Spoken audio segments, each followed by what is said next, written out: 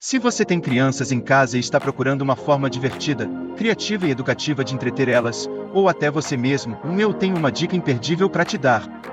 Essa semana eu testei uma atividade que fez o maior sucesso por aqui. Mais de 100 desenhos para colorir separados por temas super legais. Tem animais fofos, fadas, dinossauros, comidas divertidas, e até páginas surpresas que não posso falar aqui. Além de entreter, ajuda na coordenação motora, na concentração e até na criatividade das crianças.